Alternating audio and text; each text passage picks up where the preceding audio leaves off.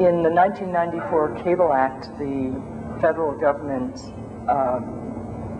defined three kinds of access: public, educational, and government access. And in doing that, they separated out the kinds of programming and the kind of infrastructure and management of each of them. Public access is a public forum. It is for anyone, regardless of race, creed, color, I forget all the other ones, but regardless of anything, having access to media through public access. Government access is defined by local government, meaning the government which has the franchise with the cable companies, such as in this case, the city government. So government access programs are programs that are made by and for the city government.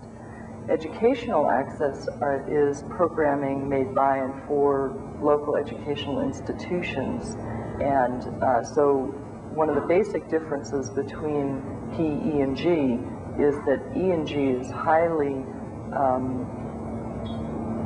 restricted in terms of content. There's definitely content control. There's a programmer or programmers who put together what will air under the auspices of educational and government access, whereas public access is an open forum, and the content restrictions are limited only by other laws, such as the laws governing obscenity, libel,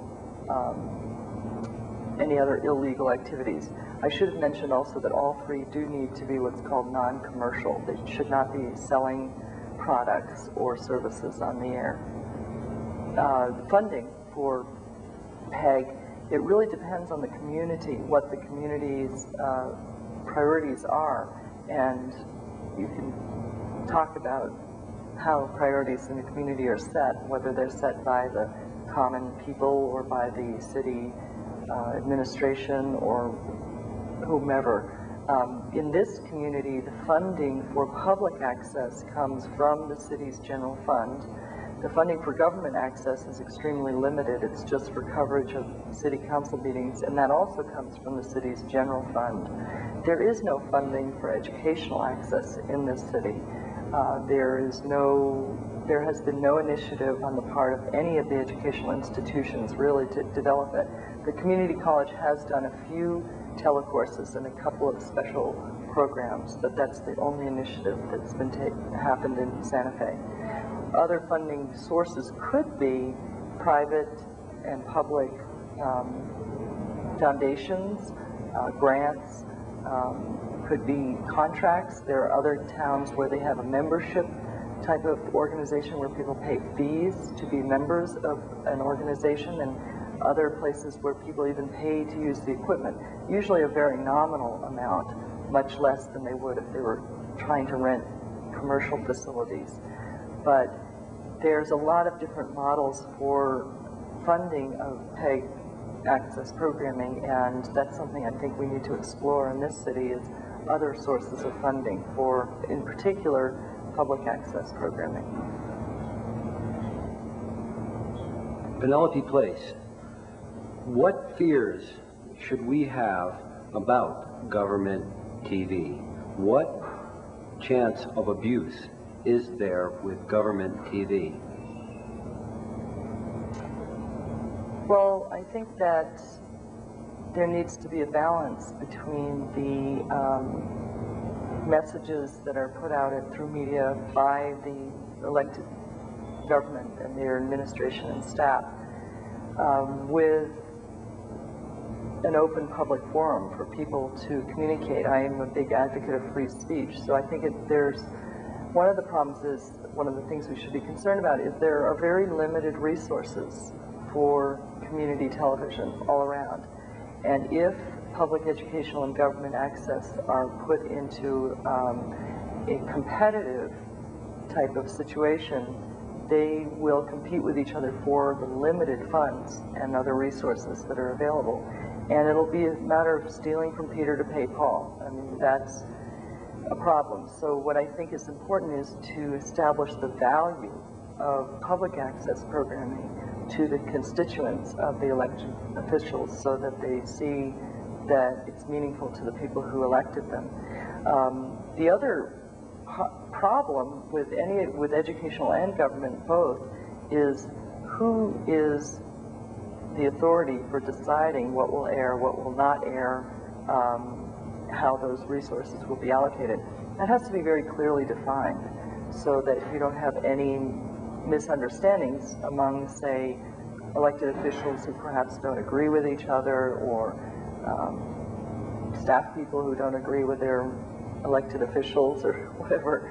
You have to really have clearly defined processes and infrastructure for how to make those programs and who's going to decide what's going to air when for government type programming. The other problem is in this city we only have one channel. So you can have a problem with identification. The viewer tunes in, all they know is they're tuning into channel 6. They don't know from 1 minute to the next whether they're watching city-sponsored programming, educational programming, or public access programming. So you might have an identity problem.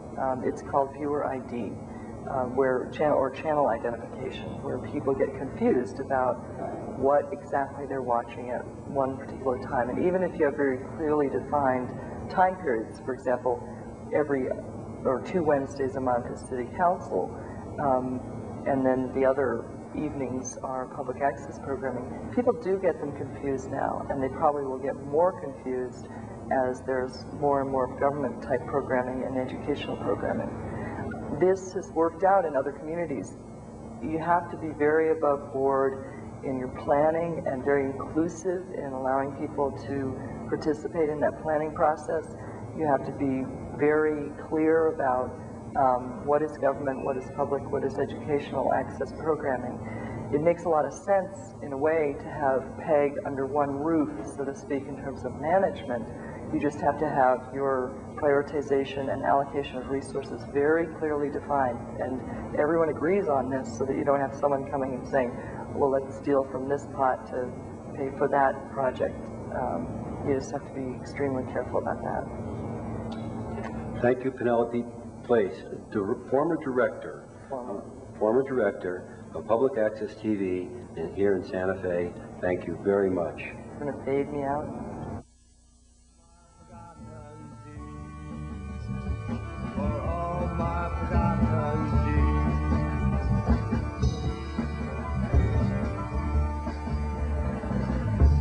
Now who else but you could I ask about the rolling sea? And who else but you, babe, has been floating on the ocean's breeze?